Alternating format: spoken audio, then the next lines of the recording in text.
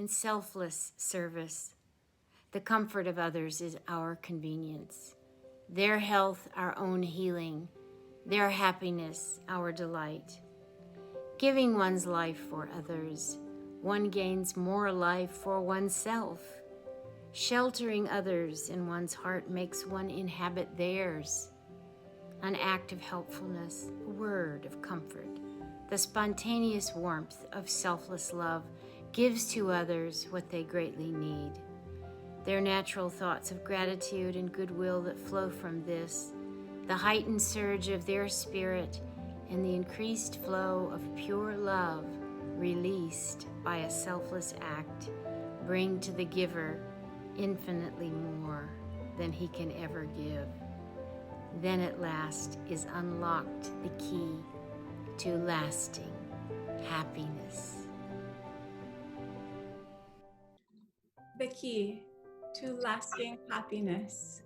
Today is an important day because we have merged the power of academia with that which cannot quite be spelled out by any words or research paper, but so needs to be a part of what we do when we pursue higher education and mental expression in this time and place in human history. If a leopardess were to look down at us humans from the heights of trees, they are, after all, the only tree-climbing big cat. She, who also has a family and raises her young, what would pass through her mind and heart when she spots a woman or man starving and cold at a bus stop, or a single mother unable to feed her child lunch, watching as her daughter falls behind in school because unable to concentrate? We are here today to see what she sees, that leopardess watching us from the heights, because until we have that kind of consciousness, we are walking through a world numb to one another's pain. We forget that each and every person is a member of our family, and that requires us to climb down from our tree and comfort them with the resources at our disposal. Hunger affects women and single mothers most of all around the world, and today we will hear about the work of White Pony Express to eliminate hunger in California and serve as a global template for a new kind of giving. And we will also hear from a student at the University of California, Berkeley's Goldman School of Public Policy, who had the opportunity to work with White Pony Express through Women Forward International support on a report to strengthen their work and come up with models for the international community. We will have expert practitioner responses, including from the United Nations, after our graduate student presents highlights from her study, and we will use today as a springboard to finally address a basic human right for all, food security. What's love got to do with it? I now turn the floor over to Erica Brooks, Chief Growth Officer of the White Pony Express. Erica. I wanted to open and just thank everybody for the opportunity to work with Women Forward International, and then of course with Ms. Bundegard to do this impact study. Over the past 7 years, White Pony Express has had the opportunity to really build upon 3 core principles that our founder designated for us, and to see how these things not only have helped move the needle for poverty and hunger, but also have become core principles for the whole world right now as we have come into this pandemic. Our tagline, all of us taking care of all of us, started off as something that we thought was nice to embrace and could help our county and could help, create a culture of camaraderie. And now we're seeing that as really the template for how the world is going to move forward and take care of each other at every single level. So I thought I would just open with a quick overview of who we are, how we got started, and then talk about 3 concepts that have really anchored our approach to food rescue. We've got a lot of experts on the panel. We've got a lot of people who understand the problem of food security, food insecurity. But I wanted to especially highlight the ways in which approaching service with dignity can move the needle more than anything else. So we started about 7 years ago, almost 7 years ago, when our founder, Dr. Carol Weiland Connor, was walking down the street in Walnut Creek, California, and saw food being thrown into a dumpster, and then a few feet away, somebody asking for food. And there was an immediate disconnect. I think we could all relate to that idea of, wait a minute, this poverty, the hunger, the 40 million Americans who are suffering from hunger, and then the amount of food wasted, it's not a scarcity issue, it's a distribution problem. It's a food supply problem. It's a humanity problem that is connected in many other ways. So she saw this and thought, how can we help? And of course, one of the first things to do if you want to help people is ideally to ask them how they need help. So we approached nonprofits throughout our county and said, okay, if this is the issue, if we know that there are such wonderful nonprofits doing good work, how do we help them? What do you need? And pivot from there. And the number one thing that we heard was that people needed food that was fast, fresh, and free, and they needed food brought to them. Mobility was a huge, huge barrier for a lot of people. It wasn't the will, it wasn't anything else. It was the ability to literally come access the food and come access the services they needed. So we really thought about that and thought, okay, whatever we do, it has to be agile and it has to meet people where they are. And so that was one of the huge core concepts that we built White Pony Express on. The principles that helped us move forward, the first is this idea of sharing abundance, this idea of a surplus to need template that as we've grown, it seems quite simple. It seems like if you have something extra, you give it to someone who needs it. But what we've discovered is that it's not actually that linear. It's more of a circle of giving. So when you give to somebody who needs it, not only do they receive it, but then it creates surplus in their life. And they then have more energy to give to their children, to their lives. So then they have surplus energy to move the needle forward however they can. And often it sparks an interest in paying it forward and then creating this sort of self-fulfilling circle, which we call the circle of giving at White Pony Express. So sharing abundance that we have just seen replicated everywhere. And the second is harnessing the power of volunteerism. I think that we have seen people want to help. People naturally want to help their neighbor. They feel inclined to. Just as you would help your daughter, your sister, you want to give them the best. Love gives its best. So you want to help your neighbor, whether it's picking up surplus food on the way to work and dropping it off somewhere, whether it's helping to build a school pantry, and when you drop your kids off at school, picking something up and dropping it off to another parent. We see that the power of volunteerism, which has been picked up everywhere, including in California by Governor Newsom, that is really key to helping lift us all out of the situation that we're in. And the third is this idea that delivering with love and dignity, that we're one human family.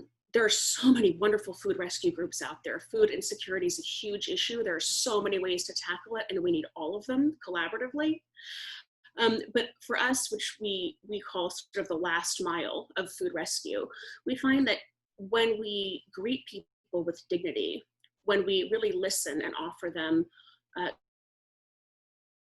choice, what they can get from our food rescue program, their world becomes bigger. So for example, we had a kid in one of the shelters that we were serving, and every day he got the same cereal.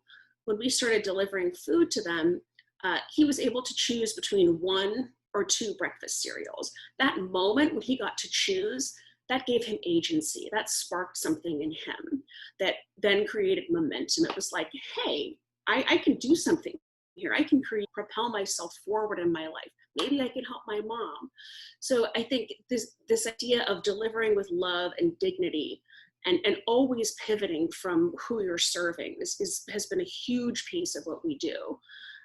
We consider our deliveries of food and clothing vehicles for love. We think that the connection that we create with people the loving connection will help far more than just merely the products that we're able to deliver to them.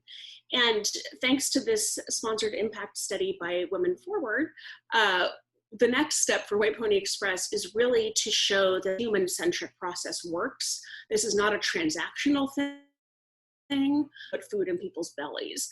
It's how is it that lifting them with dignity really lights the flame that moves all of us forward.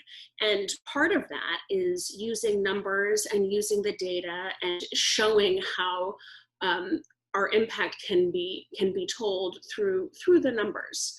And I think that's often a struggle for nonprofits, is how can we take the data? We're always asked for impact. We're always asked for how can we show that this is working? So marrying the numbers we have with the beauty of the stories of the people we serve. And that's been a real gift of this impact study that Ms. Bundgaard has undertaken for us. And I just wanted to say lastly that I spoke earlier about the need for agility. And one of the beauty of food rescue programs is that this idea of picking up food and taking it immediately, it's agile. So when things happen, like the Camp Fire happened in Butte County, which our founder, Dr. Carol Whalen O'Connor, won the AARP Andrus Award for California because she had identified that the idea is to meet people where they are. So the idea that they are and that you're agile and you can do things, this has never been more important than right now in this current pandemic. And Ms. Bundgaard was undertaking this impact study for us. She was going to see different schools that we were serving. And about a week and a half into that project, all of the schools were shuttered due to the COVID-19 pandemic.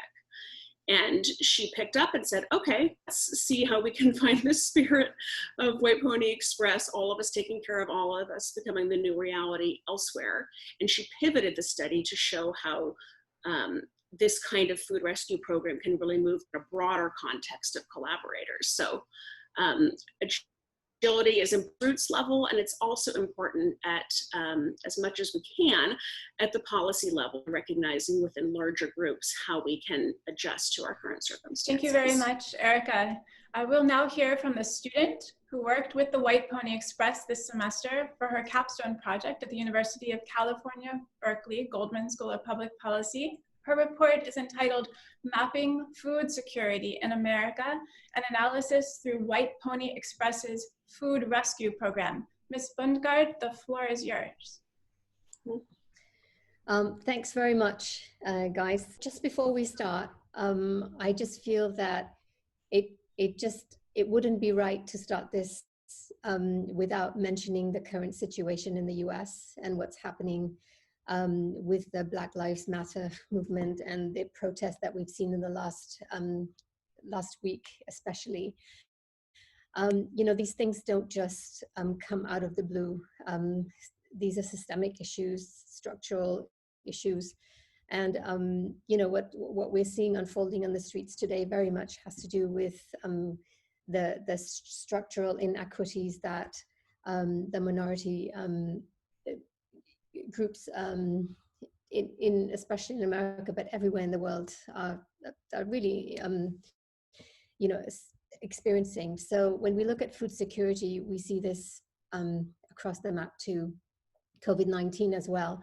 The groups who feel the effects of food insecurity, the groups who feel the effects of any sort of pandemic, it's always the minorities, it's always the groups who sort of are on the fringes. So, you know, I feel very strongly about this because what we see in terms of the data coming out of food insecurity is that it's the Blacks, it's the Hispanics, it's the minority groups, and specifically it's women and children who feel the effects of food insecurity more than anybody else. So we've seen in the last few months, food security has once again come to the fore. And this is exactly when we see food insecurity being sort of publicly enunciated everywhere in times of recession, austerity, and other sort of large-scale adversities that cause system-wide shocks, which then catapult food insecurity to the surface. And in many ways, food insecurity is really a measure of the ability of individuals to absorb the shocks and vulnerabilities in a given society, especially in a developed nation context, which is the focus of this report. So as Erica mentioned, this was supposed to be an impact study, but because of the lack of baseline data, I had to shift the focus away from that. And then I thought it would be interesting to do a sort of a mapping of food security in the US. So a large part of the report really looks at that. So the principal goal of the report is to examine food security in America through White Pony Express's food rescue program, and also offer ways to strengthen their program operations. And this will then allow what Erica was talking about in terms of monitoring and evaluation. It will it will allow them to have data to actually to basically present trends in food security. And the second goal, so the report is divided into part 1 and part 2. And part 2, the second goal is to really provide an analysis and recommendation on food security that can be expended by the wider community of stakeholders operating in this space as a form of think piece or an advocacy tool. As you know, food banks and food pantries, they really fulfill an essential role. In the US, the main provider of food assistance programs is the agriculture through various types of programs like SNAP, WIC. And auxiliary to the government structure, are all these food banks and food pantries who are picking up and covering actually a lot of people who sort of fall through the cracks in the regular governmental system because they cannot, for various reasons, can't qualify for SNAP programs or other other governmental programs. And this may sound like a it may sound like a small enterprise, but we're talking about Feeding America, which is a network organization of food banks and food pantries across America. They have 200 food banks and over 60,000 food pantries across America, and are the second largest NGO in the US by revenue. So, we're really talking about huge structures. And this is really the strength, and I'll come back to this a little later on, but this is really the strength of organizations like White Pony Express, that they, what Erica was talking about in terms of agility is the mobility and what the degree to which they can mobilize volunteers. And that's really the great strength. So I also run through the legal definitions of food security, and my main reason for doing this is because I want to base the report in a rights-based approach. And so, I go back and look at, where did this all start? And so the whole legal language of food, the right to adequate food, is mentioned in the Universal Declaration of Human Rights, and then specifically mentioned in Article 11 of the International Covenant on Economic and Social and Cultural Rights. And the reason that this is important is that states that have ratified the ICESCR are subject to an evaluation of the current state of affairs vis-a-vis food security by the Special Rapporteur. But since the US has not ratified this document, no such review is available for data comparison purposes. So this is one of the reasons why measuring and mapping food security in America remains a complicated task, because stakeholders really have to work on benchmarking these figures and triangulating a lot of different data sources to get this. There are two things I'd like to mention. FAO, the UN's Food and Agriculture Agency, really a few years ago, a couple of years back, divided food security into moderate food insecurity and severe food insecurity. And this is really, really key to understand, because it's really it's an essential embracement and modification, because much has changed over the last 2 decades when it comes to the production, distribution, consumption of food assignable to urbanization and globalization and technological advances. So with this modification, we're able to examine food security in also a developed nation context, which is really, really important, because later on I run through the anatomy of food security in the US. And what's really interesting is that most people who are susceptible to food insecurity that we're seeing are above the poverty line. So this is really key. So in the US, as I said, there's about 11%, there's about 11.1% of American households that are food insecure. And data from 2017 reveals that approximately 13 million children in the US do not have enough to eat. And the impact of this is staggering on children. And actually most of these, I think it's about 34.3%, is single-headed households, single female-headed households. So it's a lot. So the gender disparities are also huge within food insecurity. And then I actually, I do a whole chapter about White Pony Express, and as Erica mentioned, I focus mainly on the food rescue program. And WP currently has 11 schools in Contra Costa County, who they're partnering with, and have distributed to date 9 million pounds of food. So as Erica mentioned, one of the, the big strengths of White Pony Express, and I think really for a lot of community-based organization, is just the ability to move food fast. And specifically in this instance, it means a lot. It's not just the speed, but it's also the capacity. So White Pony Express is actually able to take on a great deal of food, actually much akin to food banks rather than a food pantry. And as Erica also mentioned, the sort of things that need to be approved. And again, one must remember that White Pony Express started as a volunteer organization and not as a structured NGO. So there are things that need to be modified.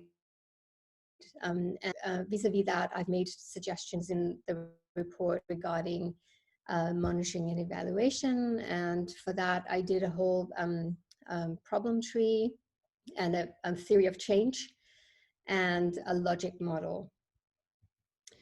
So in terms of trends that we're seeing, and this is really key because it's one of the things that we know is that food insecurity is not going away.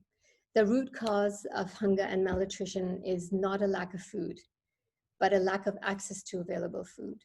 So for example, poverty, social exclusion, and discrimination often undermine people's access to food, not only in developing countries, but also in some of the most economically developed countries.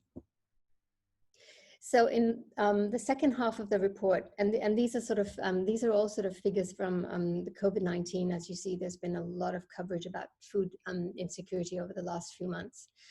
And again, you can see that female-headed households are the ones most impacted. So in the second section, I shift focus from evidence-based programming and metrics to look at systemic structures and triggers that impact food insecurity in America and solutions that may address the cycle of vulnerability. And I refer, in the report, I refer to this cycle as the cascade of risk vulnerability. And part of the goal of this study is really to make recommendations and proposals for the wider community of concern. And that's what really part 2 of the report is about. So according to the Center on Budget and Policy Priorities, which is a research think tank that works specifically on economic security policies in order to minimize wealth inequality. What they've shown is that economic security programs have reduced poverty by almost 50% over the last 50 years. However, what this data does not show us is that while significantly more people are able to climb above the poverty line, significantly more and more Americans are becoming economically insecure. So having a job no longer guarantees economic security. And recent research has found that about 78% of Americans are living paycheck to paycheck. So the survey reveals that nearly 3 out of 4 workers have debt, whilst 1 in 4 stated that they're unable to set aside savings of any sort for the future. So this is really interesting with regards to food insecurity, because what we're seeing is that there's the income volatility is actually leading to food insecurity, and we see it clearly in the US, where people don't have a buffer.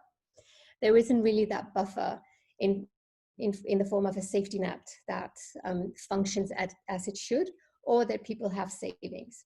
So the US Senator Cory Booker said that most people are 2 flat tires away from debt. And that really very much reflects the situation for most middle income people in the US, because there is just there is no buffer. And I also show the ways in which economic security programs are not really mitigating these shocks. I.e., it's a safety net that doesn't really work, and it doesn't work uniformly. So in some states it's stronger, in other states it's almost non-existential. So before I get to what I propose as a solution, I also highlight I highlight some of the things in the US system that make it very difficult for to basically have a strong there are several factors in the US context that really make it difficult to have an adequate welfare, and that can address this cascade of risk vulnerability that really sort of pivots people into irregular as well as chronic food insecurity. And we don't have time to go through it, and I'm hoping very much you all will be reading the report. But the main thing is the structure, the governance structure in the U.S., which is called federalism. So everything is not centrally governed. There is a sharing of power between individual states and central and the federal government. And the other factor, which I think is much bigger even, is neoliberalism, really. And liberalism is and I go into the history of that. It's all in the report. We don't have time to cover it, but please do read it. It really is. It advocates for a laissez-faire government, which means that there isn't a willingness in the US to have a strong state welfare reform. And so what I establish is that wealth and social inequalities are key determinants of food insecurity. So as such, any form of mitigation of food insecurity must include ways to tackle social and economic inequities. So my solution is actually not looking at the structures that are already there, because I think that would take too long, and it would be more of a positivist approach to problem solving. I think what would be more apropos is to look at basic income model. So the general basic income model, it comprises a cash payment made replaces another benefit or subsidy normally provided by the state. And the common dividend, which is really very interesting, rests on the doctrine that every citizen should gain a part of the country's accumulated wealth and be compensated for the loss of common resources that belong to all equally. And he describes it as a dividend of capitalism. So that's really that's the second half of the report, and I think right now there is a very strong will globally, but I think even in the US, where we're seeing that post COVID-19, the US is handing out grants that are with no strings attached. So I think now is a really good time to push for a basic income model to really deal with this cascade of vulnerability and income volatility that people are subject to, and which ultimately are leading to insecurity. Anyway, could go on for much longer, but my 10 minutes were up a while back, and I would love to have questions and discussion. Thank you very much. Thank you very much, Ms. Bundgaard. Really appreciate your very thorough report. We're going to now move to the panel. We have a panel of experts to respond to this report. The questions for the panelists are: how does this study and express benefit your work and vision? What steps are you taking as a result, possibly of study? And then do you have any questions for Ms. Bundgaard? So I'm going to move first to our first panelist is Carla Mukavi, Director of the United Nations Food and Agricultural Organization, the FAO Liaison Office in New York. And then we'll have, after her, we'll have Danny Nierenberg, President of Food Tank, and Dr. Jean Busby, United States Department of Agriculture Food Loss and Waste Liaison. Carla Mukavi, we'd like to start with you and your responses and any questions you might, student. Thank you very much. Let me really start by thanking the organizer of this important event for the invitation, really extended to FAO, and I also really wanted I want to thank for the comprehensive report really presented that actually picks on some of the reports that the FAO, and it's really important to see that. Let me just start by saying that the world currently has the capacity to produce enough food so that every person on earth can really benefit from a nutritious diet. And actually, and this was also said by previous speakers and also by the presenter of the report, that with the population growth, increasation, climate change, the stagnation of land resources for food production, and also increasing the scarcity of water resources, and in the current context of COVID-19, a critical challenge facing our world today is really ensuring sufficient supplies of safe and nutritious food for all, and particularly the most vulnerable. FAO estimates that are likely to join the ranks of the hungry as a result of the recession by COVID-19, you also mentioned, and depending, of course, on the severity of the economic contractions, that number could even range from 14 to 80 millions in the worst case scenario. Clearly, legal perspective, there is simply no room for food loss and waste. Food loss and waste is a systematic problem, and you mentioned that in the report, meaning that it really occurs at every step of the food supply chain, from production to consumption, taking place in the supermarkets, restaurants, and also. So let me say that from our point of view, two fundamental objectives generally underlie the need for policies for reducing food loss and improve food security and nutritious and environmental sustainability. Maybe I will just indicate that awareness must really be raised, and the report is really very strong on that. Targets must be set by countries, and the capacity must be built in order to facilitate countries to measure and take appropriate actions towards reducing food loss and waste. The development of partnerships between private and public stakeholders, both nationally and internationally, to facilitate joint investments with short and medium and long-term returns for all food systems is also critical. Really, by preventing food loss and waste, we can save nutritious food for redistribution to those in need. This is true. Avoid pressure on scarce natural resources, and also help mitigate climate change and save money for farmers, companies, and households. Let me stop here and saying that, of course, women are really part of to this global issue. Thank you. Thank you very much, Carla Mukavu and FAO Liaison Office in New York. And I'd like to turn the floor over to Danny Nierenberg, the president of Food Tank. Thank you so much for having me. It's an honor to be among all of these great presenters.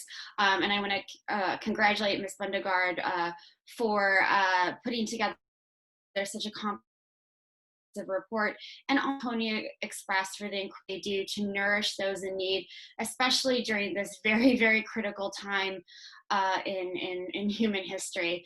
The organization I co-founded, Food Tank, is really devoted to telling stories of hope and success in the food system. And a lot of what we've done, both internationally and domestically, is focus on this issue of food loss and food. The study really reinforces a lot of what Food Tank has highlighted, including, that what our FAOs have enough food to feed everyone who's alive today, and probably up to 2 billion more. The problem has always been with inequity and distribution of food, and it's likely that during the pandemic, according to experts from ReFed and also from GODAN, that food loss and food waste will likely increase during this very uncertain and really, again, urgent time. In the US alone, the food waste ratio could rise from 30% to 40%. So the pandemic has obviously, created a shock to our food system and our food distribution system. But one thing that really struck me about this report, and maybe if the last week hadn't happened report a lot differently, but the protests and uprisings that we've seen over the last week show, and the report highlights this, how economic inequality and a devaluation of work and labor are really contributing to not only food insecurity, but a lack of just sort of safety for folks. Everyone feels very uncertain and unsafe because of police brutality and a poor economic system that lacks safety net. Essential workers, who we've heard so much about during the pandemic, are continue to be paid very little, and in fact, hazard pay has been removed for many of those who are considered so important and essential during this time. Before this, they were considered, to be honest, expendable, whether we're talking about farmers, grocery store clerks, truck drivers, the people who stock shelves, etc. And they're putting their lives at risk to not only feed us all, but to make sure that they can keep food on their own tables. Because of organizations like White Pony Express, they're able to get the food they need, but we need better policies, better federal policies that make sure people are taken care of, that they have those safety nets that are so lacking right now. There's a really vicious cycle of poverty in the United States that this report calls out, and the call for basic income is one solution to that problem. But again, we also need to confront systemic racism and inequality that is literally a pandemic in this. We won't be able to address food loss and food waste, food insecurity, diet-related diseases, climate change, and other global shocks like COVID-19 or any other pressing environmental and social challenge until we address poverty, racism, misogyny, and inequality in this country. And I want to, again, congratulate the author for really making sure that those were an important part of this. I know that what White Pony Express does is nourishing people with love, and that's so important at this time when we see so much hatred and so many calls for violence from political leaders. So very impressed by White Pony Express, the Food Recovery Network, and other organizations that really work hard during this very urgent time. One of my questions for the author is, I'm wondering, there's all this great data collected and all of these statistics, and data is such an important part of the equation to solving the issue of food loss and waste and making sure that food distribution gets people who are most in need. But I'm wondering about the storytelling aspect of this report, and if you were asked by a reporter to sort of, give a snapshot of it, what would you say?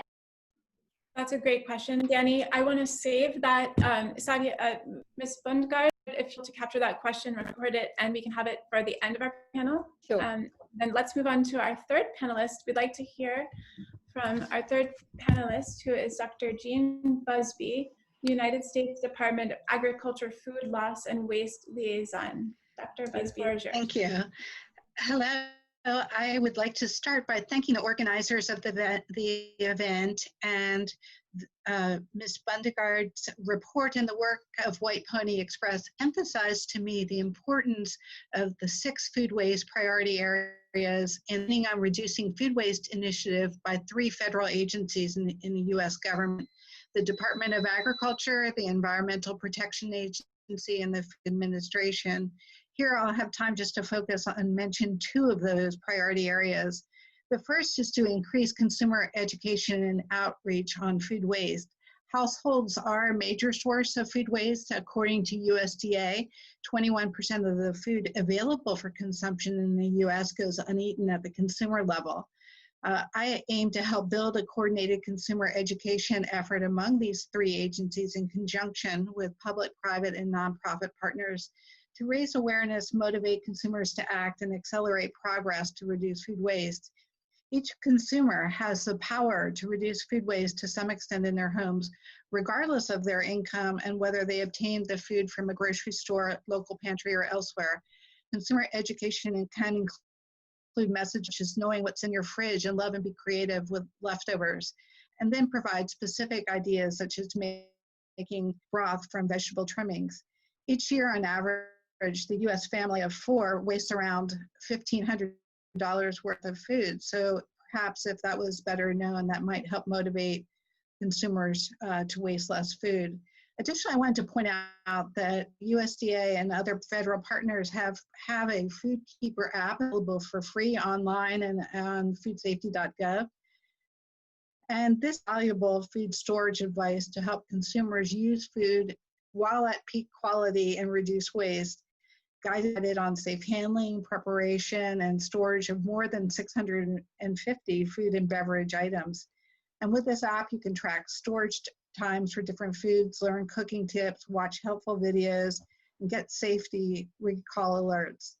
Another priority area of the Winning on Reducing Food Waste initiative is to clarify and communicate information on food safety, food date labels, and food donations to reduce food waste.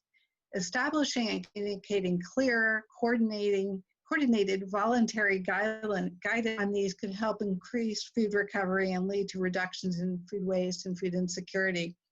In particular, as part of my work, I plan to do more to let businesses know that there are 3 types of U.S. government provisions that encourage the donation of some food to those in need.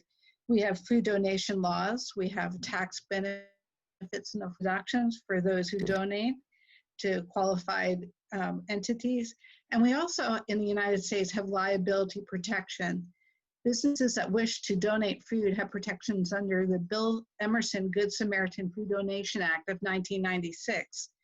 And this act removes liability for personal leaners who make good faith donations to nonprofits that feed the hungry.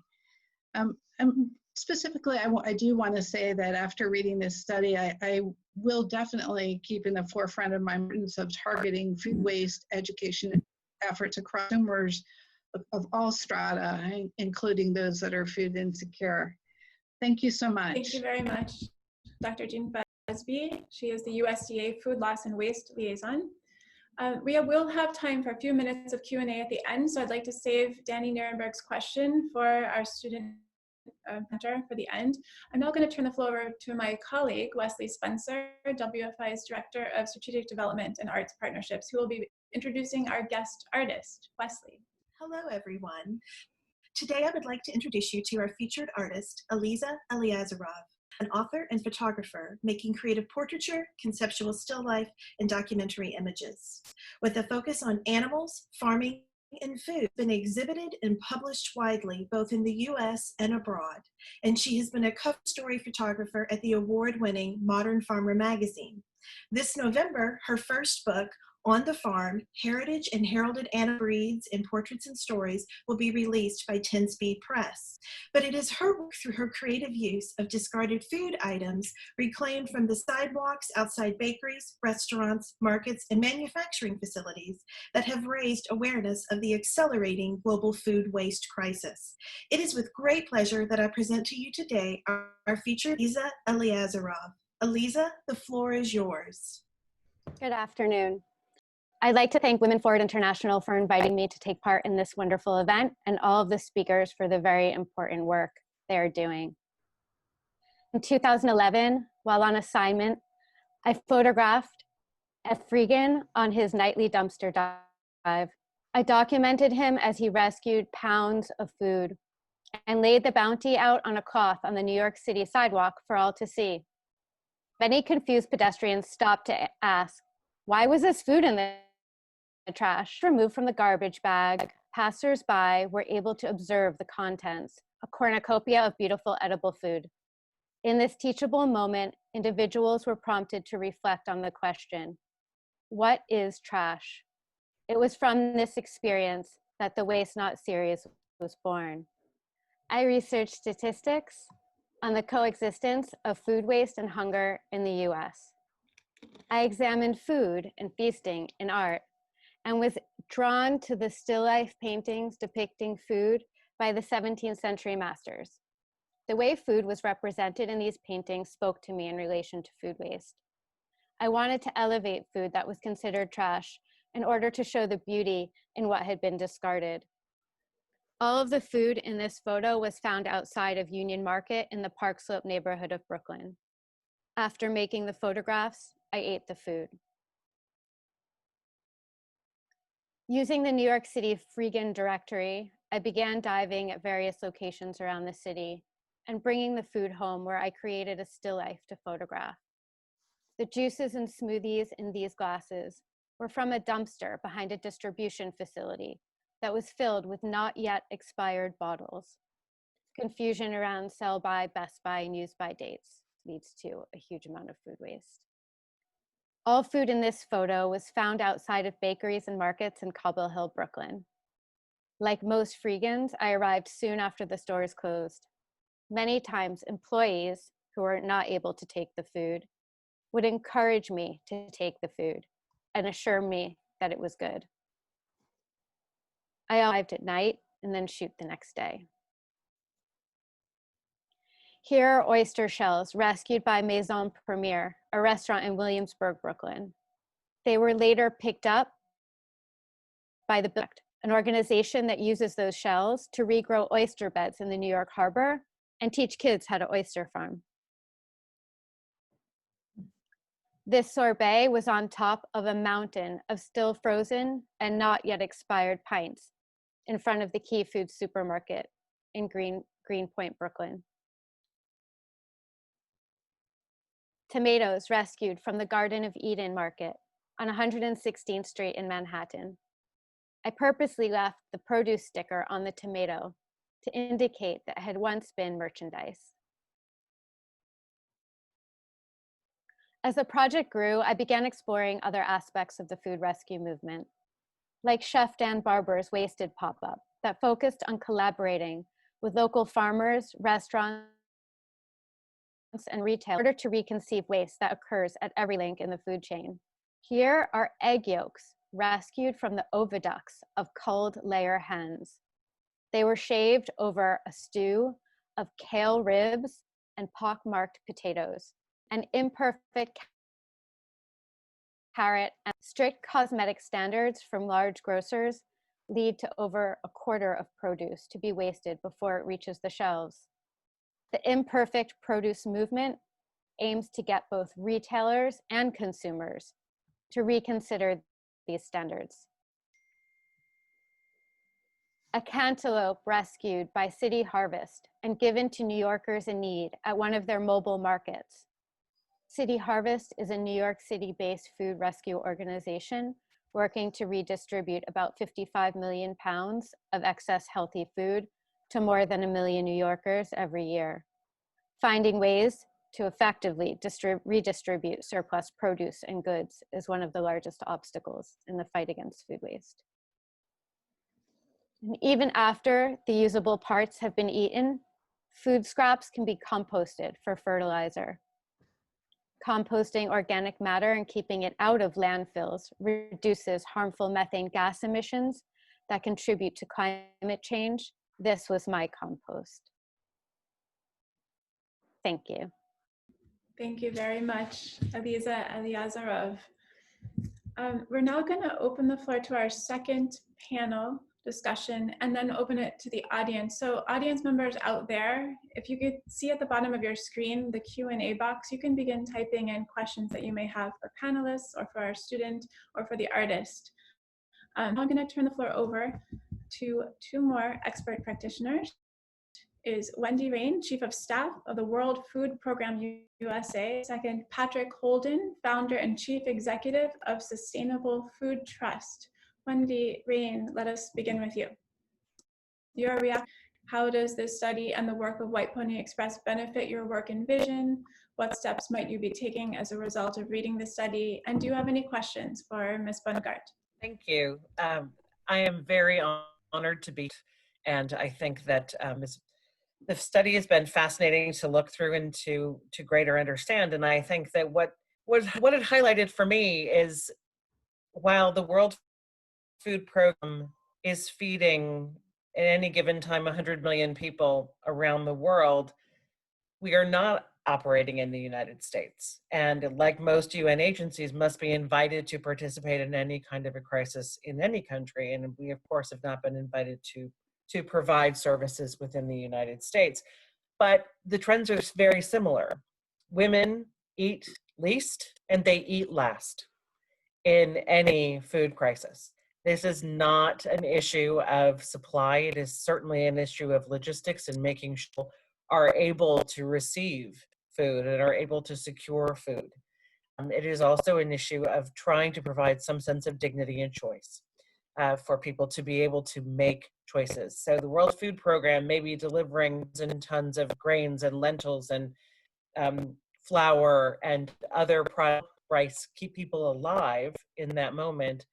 More and more, what we would like to be able to do is also provide cash transfers and opportunities for people to have cards so that they can actually choose the items and have a sense of agency, and to be able to support local food producers in a way that is more sustainable and creates a different kind of an economy. And again, supporting women bring food to market and to go beyond just subsistence and to be able to provide that sense of dignity and economic development for women. So I think a lot of those, both the human rights aspect of the report, but on providing aid, providing a way to empower and further to empower women as they are in locations.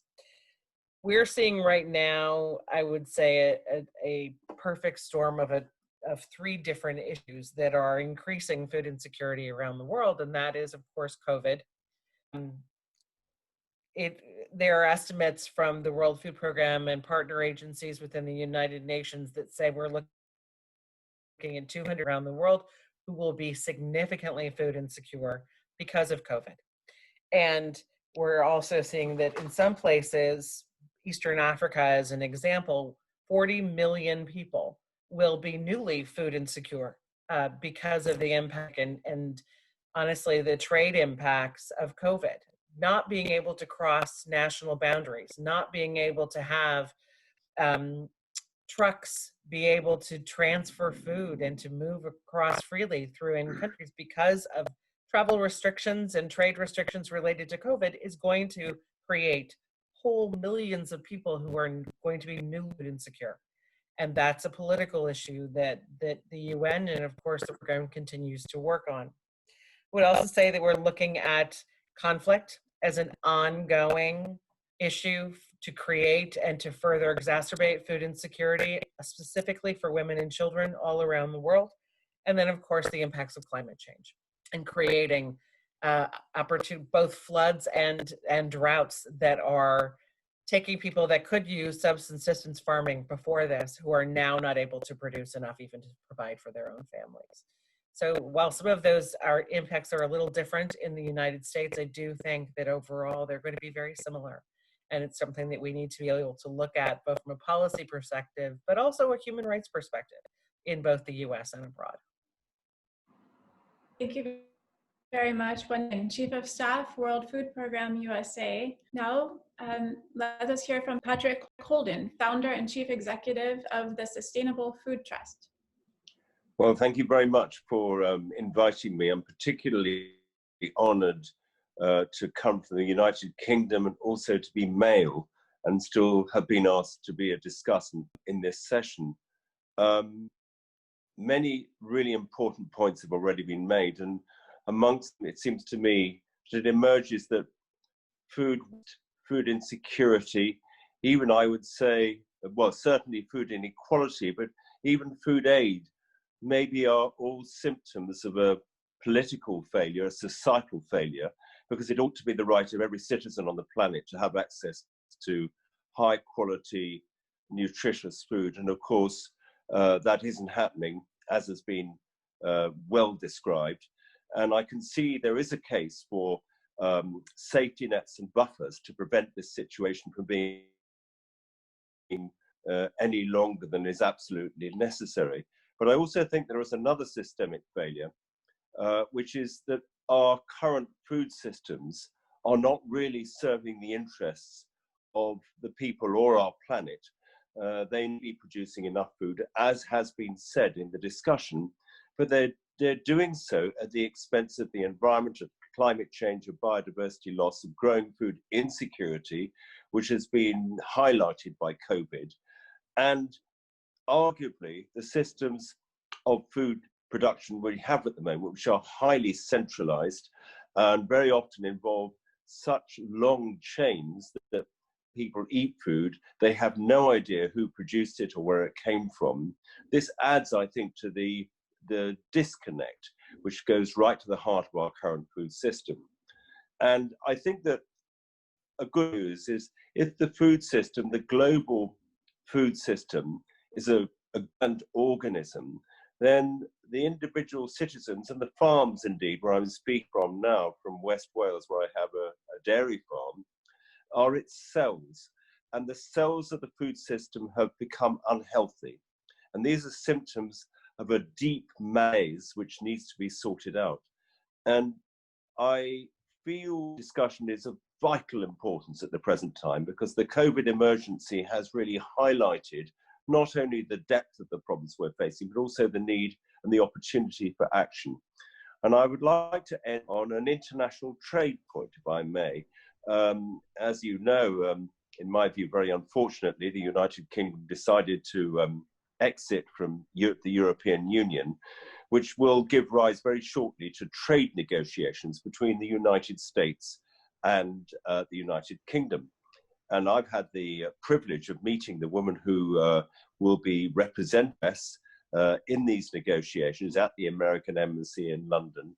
And I had the following conversation with her. I said, you know, we're talking about a race to the bottom, whether chlorinated chicken, which is in our news, should be allowed to be imported into the UK. But really what we should be thinking about is a new Paris-style agreement for international trade in sustainably produced food. And I can't see any reason why at the COP26, which is going to be in Glasgow in 2021, we could not launch such an initiative where we bring all the nations of the world together and we say, look, if we're going to address climate change, biodiversity loss, the natural capital depletion, the growing food insecurity and hunger, and switch to more sustainable food systems, which really do improve public health, we need to limit our trade in food only to food which is produced in an equitable and sustainable way. And we need to recognize, do so, we're going to be facing a bleak future, even an unlivable planet, and a future where more and more people face food insecurity, which of course leads to migration at worst and all the problems that we're seeing at the moment. I think food insecurity is behind so many of the social problems we see today. So I would just like to say thank you very much. This report is important. The idea of a basic income safety net is crucial too. I believe, as well as treating the immediate symptoms of the problem, we need to look on a broader stage to see how we can navigate our production systems and our food trade onto more sustainable and inspirational grounds. So thank you very much for inviting me to participate. Thank you, Patrick Holden. He is founder and chief executive of the Sustainable Food Trust. I'd now like to open up the floor to questions from the audience. We have one already, of course, from our panelist, Danny Nierenberg, which we will answer. I'm going to check the Q&A box to see if anyone from out there has asked a question. And yes, I see one is here. The question is, the donors to White Pony Express have succeeded through neoliberalism and have redistributed much of their wealth. Some, like Whole Foods, John Mackey, see a continuing reduction of food insecurity through the system. Is it necessary to have a state-mandated redistribution? Very interesting question. I do believe there is a role for the state and the food, the farm businesses, the food businesses to work in collaboration. I think what's needed is both top-down and bottom-up. We need to redesign our food systems, but we do also need government intervention, because at the moment, when it comes to food, it seems the distorted prices of our food are as they are because of wrong government intervention, and we need to put that right. And the Farm Bill solution to putting that right, in my opinion. Thank you, Patrick Holden. Ms. Bundgaard, would you like to answer Danny Nierenberg's question on storytelling? Yes, I will. And I think by default, I'll cover this question as well, because it is really interesting. And I would say that the organizations are succeeding despite neoliberalism. So I would really sort of turn it around. So I hope I understood your question. Let's see, Danny. So basically, in terms of storytelling, for me, so I'm an outsider as well. I'm sitting in Copenhagen right now. I have 2 decades of experience in the human and development sector, and I think that's why Dr. Wendy was saying that there's a lot of, there are a lot of similarities, because I do see it in a global perspective as well, from, cash grant programs that a lot of doing for in order to deliver agency, dignity, a lot of the things that we are beneficiaries to benefit from. So in terms of an outsider who's come to the US for a year, really, really interesting. And the thing in terms of storytelling that really struck me is the strength of civil organizations in the US, which I think is and I think in many ways is also where it started. This community mobilization is just incredible. That I think a lot of organizations like White Pony Express, the burden of the state in the US and covering the gaps that the state is not able to cover, and partly why you're not feeling the effects of neoliberalism as much as you would otherwise have if you didn't have these giant philanthropes that you have in the US, which like remarkable. And for me personally, I've been so touched. I've been so humbled to see this this sort of community bond that people really show up for each other. You know, there's like White Pony Express, you know, when I was sitting in their office to interview, a few times I was there, people from the community were just dropping by and leaving things outside, whether it was flower donations or whether it was hand-me-downs or, you know, whether it was sort of larger things. And I think that's the strength. That's the strength of the US society, is the civil society struck networks. And it's not necessarily just because of the state. So I would really push back, and I would say, you know, the primary burden finding solutions and responding to food insecurity should be placed on governments and not civil society structures who are really currently covering the gaps. So that's, I hope, question. Yeah, that was brilliant. Thank you. Great. We have one more question from the outside audience. It is, I run a grassroots program started by a group of queer activists in Mexico City that has been providing groceries to over 300 poor and over the past 8 weeks in response to the pandemic. Can you recommend avenues for raising money to keep grassroots food distribution programs functioning term? Who would like to answer that question? I can definitely help with that. I hope. I think part of what we experienced at White Pony Express is this idea of this circle of giving, where that everybody has a piece. You have surplus energy, whether your friend knows somebody who's an accountant. I think first identifying exactly what you need, like do you need that, and then finding people and asking your friends and grassroots systems to find what you need and plug them in.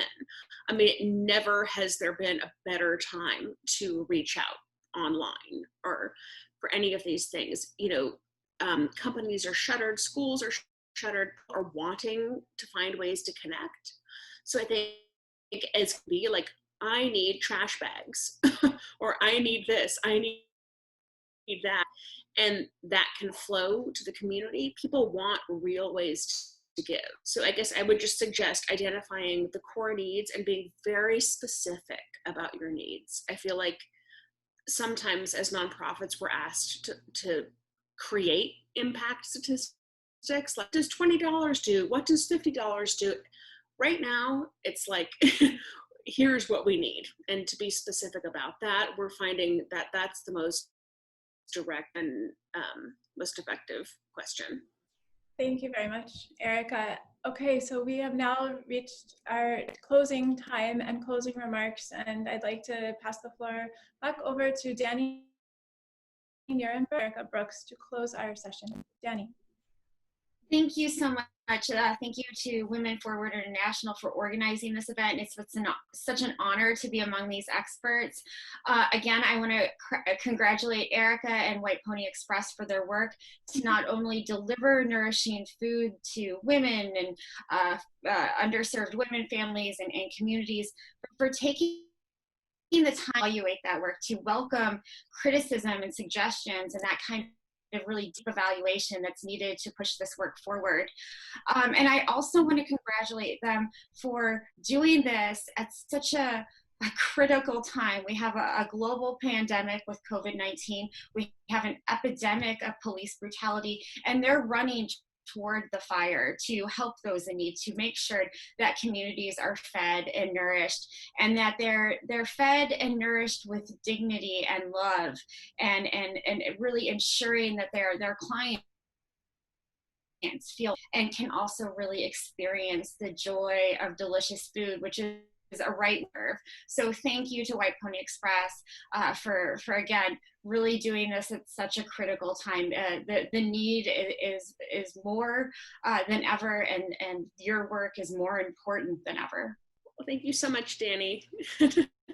Whatever highlights of the past year was getting to go to the Food Tank Conference in New York City and just hearing about how, you know, one of the biggest the biggest things we've learned is, it's not about us. Like, we are part of this bigger system. And the greatest joy for White Pony Express is when we get calls and when we get, meetings from other people who are like, hey, what you're doing, or we've been doing what you're doing, how can we partner?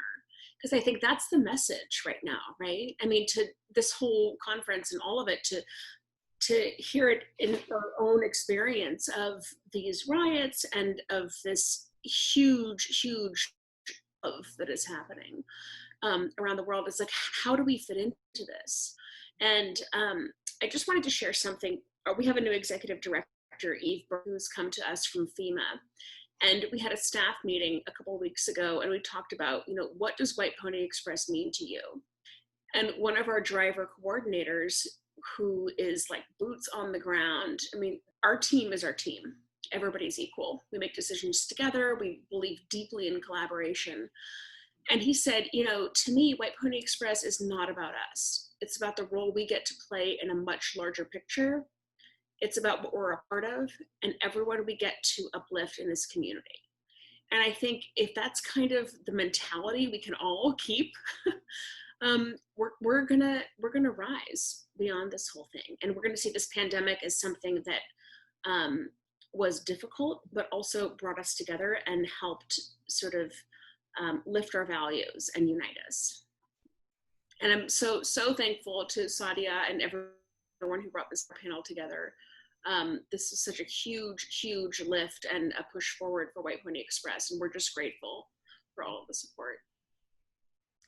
Thank you. Thank you, Erica and Danny. Thank you to everyone for participating in today's event, which signifies much more than a study that will sit on a shelf and get dusty, but rather one that will stir our hearts and compel us to action that results in a burst of the most powerful force in the universe and the only real solution to human difficulties, according to the leopardess watching us from the trees, love itself.